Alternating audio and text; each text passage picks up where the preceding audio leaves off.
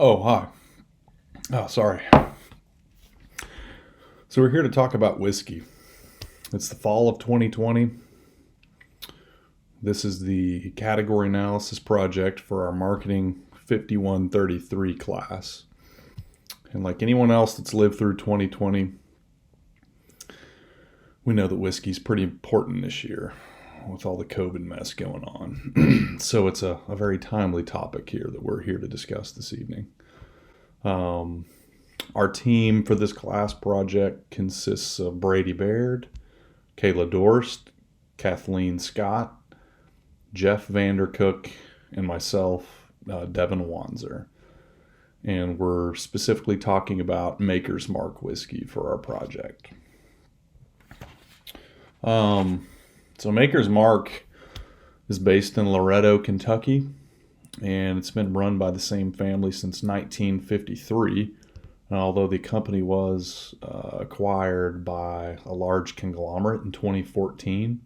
So we feel that gives the company some pretty distinct advantages because they're able to combine sort of the love and knowledge of a family operator, but with the resources of a conglomerate. So, obviously deep pockets when it comes to new capital investments in the product or facilities, but then also connections that the conglomerate has for distribution channels nationwide in the USA and certainly globally. So sort of the best of both worlds when it comes to the ownership and operating tandem that we have in place.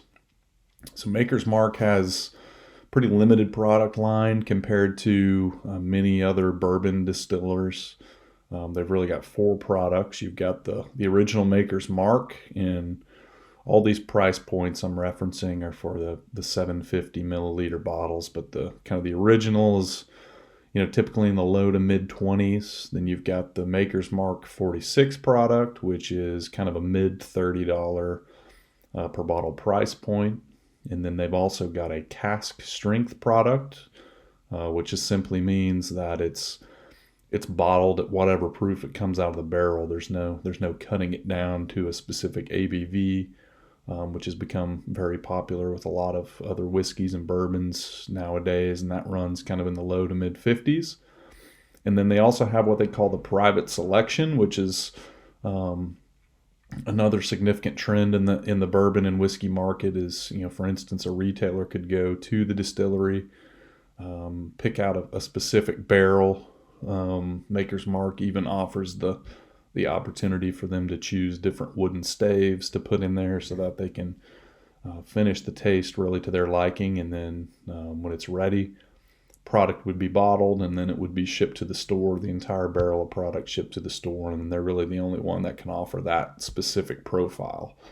And that typically runs kind of in the mid 70s per bottle is the price point for that. So that kind of talks through the product line for Makers. Let's talk a little bit about the collaborators. So obviously, being a wheated bourbon, farmers, specifically people that grow red wheat, are a significant collaborator. You've got yeast suppliers. You've got tasting panels that may test drive any new products that come to market. You've got copper suppliers that are supplying the stills, and then as we start to get the product to the consumer, you've got in most states distributors that essentially act as a wholesaler, middleman between the manufacturer in this case and the retail stores, and then the final mile, obviously the retail stores in almost all locations. There are some spots where you can ship it direct, but that's sort of the exception more than the norm. So those are our collaborators for Maker's Mark. Customers, obviously males 21 and up are going to be your most likely customer. Females under the age of 40 would be the next most likely customer base. And then the one that we're going to particularly focus on throughout this presentation are young people interested in establishing a relationship with the brand. So people that are looking for kind of less mass-produced, more craft type products. That's a real trend that we'll also discuss further in the spirits marketplace, is a real push toward craft, products versus mass-produced products. Competitors, there's a ton of competitors. Some of the big names that you probably heard would be like Jim Beam, Wild Turkey Bourbon, Knob Creek, Bulleit. Buffalo Trace is another huge one. They've really exploded. Pappy Van Winkle is actually bottled at Buffalo Trace. So Buffalo Trace and all the products that they make have really exploded. Jim Beam is a huge one. And then other competition, which would be less direct, is obviously other alcoholic products. So think of your vodkas, tequilas, beer. Anytime somebody's having a drink, there are lots of other options out there.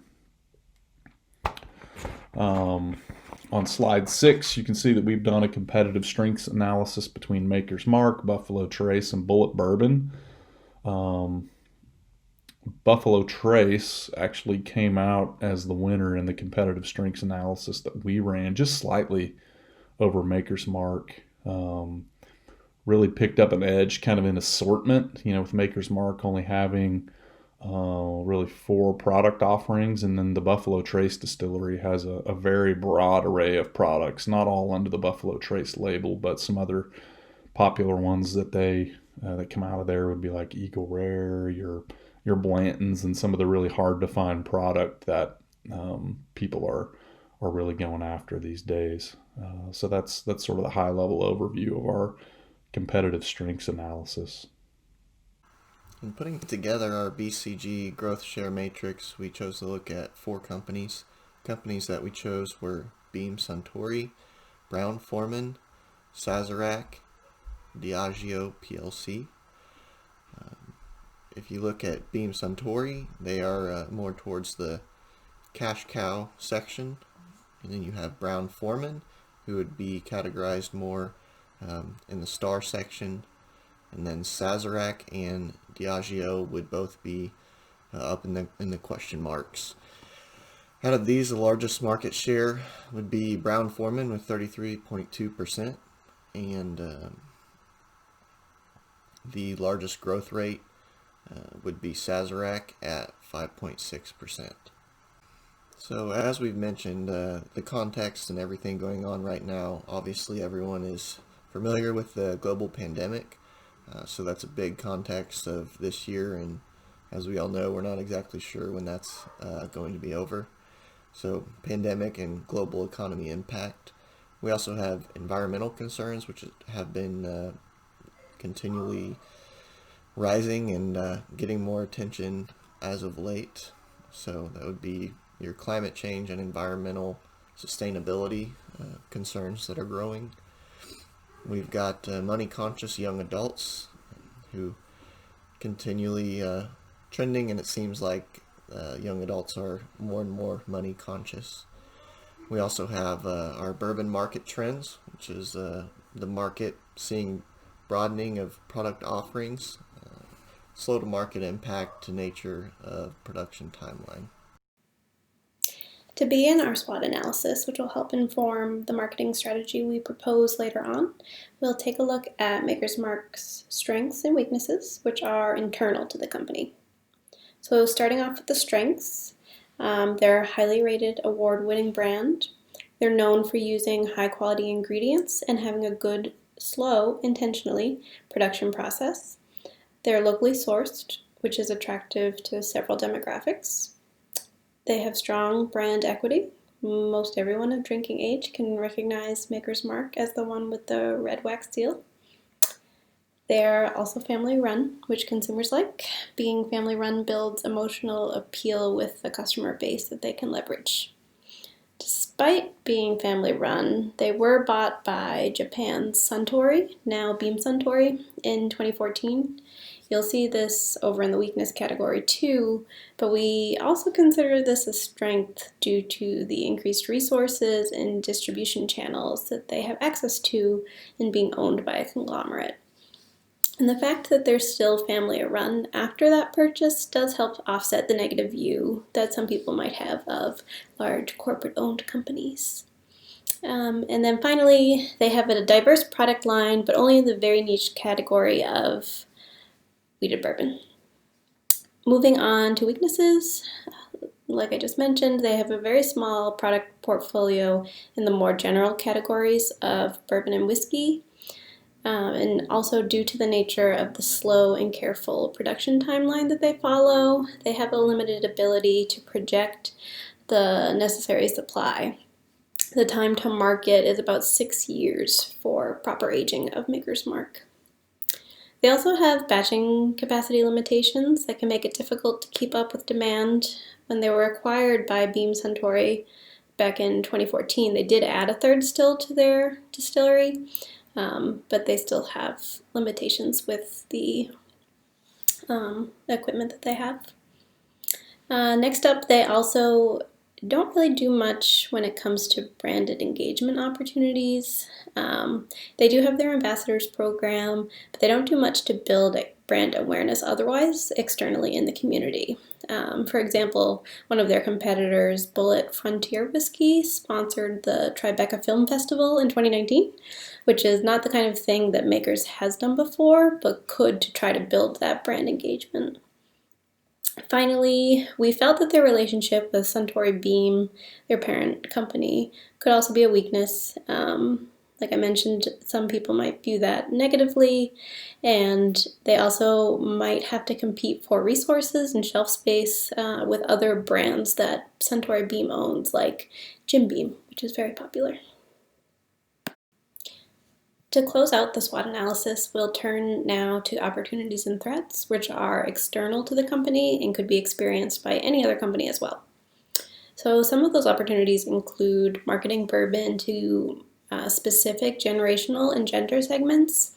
Reports show that younger folks, and women in particular, are drinking more bourbon than before. There's also an increasing demand for alcohol overall, and bourbon in particular. It was actually the third fastest growing spirit in 2019, and all of that was before the pandemic unfolded, which itself has led to increased rates of alcohol consumption. Another opportunity they could consider is adding new products to capture more of the premium and super premium markets. They're currently on the higher end of premium, but with more offerings, they could step more firmly into the super premium market. And a related trend is that bourbon is increasingly popular in wealthier drinkers. Consumption by adults with a household income between $150,000 and $250,000 jumped 47% since 2013, and for households with a $250,000 to $500,000 income range, that rate has increased 78%. So there's a lot of opportunity there. Another opportunity is that they could merge with competition. This is obviously at the discretion of their parent company, but that's a way to help reduce their competition. They could also expand their product line to not just include those higher end super premium items, but add more variation. And this is on trend with a lot of other brands are doing. Finally, they could focus more intentionally on building their online ordering and delivery services. Maker's Mark was actually number 2 in last year's sales on Drizzly, which is an alcohol e-commerce platform that operates in over 100 markets across the US and is growing. Turning over to the threats now, some of the threats faced by Maker's Mark and other companies could be supply cost increases and or supply shortages. The state of the economy can also negatively impact the discretionary spending of consumers in addition to their own access to capital. Due to the slow nature of production that we've mentioned before, there can easily be a mismatch of market interest with supply. Right now, interest is high, but it's hard to say what the demand will be like in 6 years when the current batches starting production now are finished. Bad press is always a threat to companies. Maker's Mark in particular received some negative press back in 2013 when they tried to reduce the alcohol content of their product, and they received major backlash and undid that change. Another threat is that the market is trending from mass production to niche production. And finally, they're up against varying laws and regulations for alcohol delivery or online purchases, and tariffs can negatively impact their exports, which is important because interest in U.S. whiskey overseas is actually growing. So when you're looking at the SWOT analysis for Maker's Mark, you can draw some conclusions, and the main ones that we drew were brand equity, marketing and sponsorships, and product offerings. Strong brand equity, they have recognizable packaging and local family-run model that contributes to its charm and its overall branding. Their brand equity isn't fully leveraged. They have limited marketing or endorsements to capitalize on new generational and gender segments. They have limited product offerings, an environment where there's others that their product offerings are increasing. So other brands, even including their parent brand, their threats are inherent and difficult to control. And so from there you go to, what demographics does Maker's Mark target next and how? As part of our segmentation analysis, we evaluated 4 potential segments, which include premium whiskey, small batch whiskey consumers, international whiskey consumers, millennial and Gen X consumers, and super premium whiskey consumers. Our research has shown that there has been significant increase in the premium and super premium whiskey market. In order to capture these segments, Maker's Mark would need to attract new consumers from the premium whiskey to the premium bourbon market, or create new line of products to capture the super premium bourbon line. For international consumers, there has been a significant increase in whiskey internationally, specifically in Asia. However, things such as tariffs negatively impact and make it more difficult to enter these markets. For these reasons, we selected the millennials and Gen Xers.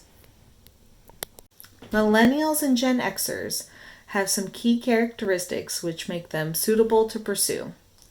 First of all, they're identifiable by their demographics, which is their generation, and their benefit sought. The benefit that they seek is a spillover of the craft beer movement, meaning that they are interested in establishing new relationships with authentic brands that deliver quality alcohol. This segment is also accessible via online sources such as websites, social media, e-commerce such as Drizzly, and in-person retailers. They're also a stable segment because the generation is young and can grow with the brand once they're reeled in. And it's actionable because, as we will describe, Maker's Mark can create marketing programs that attract Gen Xers and millennials who can get the benefit sought from Maker's Mark. Based upon this segment and characteristics, we developed the following positioning statement. In today's society, where speed and efficiency are at the forefront, Maker's Mark hasn't compromised. Patiently crafted in small batches by the Samuels family for over 60 years, what you taste today is the same quality as that first barreled.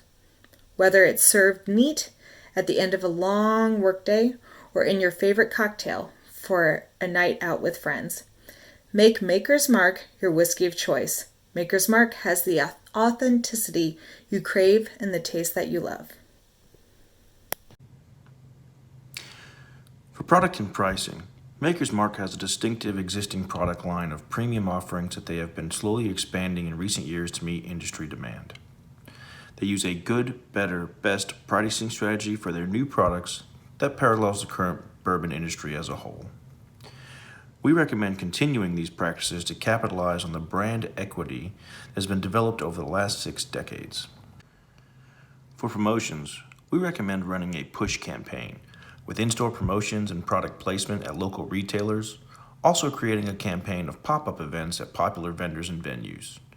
Additionally, we believe it would be beneficial for Maker's Mark to engage in sponsorship of popular local events with generational interests such as film and music festivals, food events and competitions, and philanthropic community events for companies such as SPCA, Habitat for Humanity, and the United Way.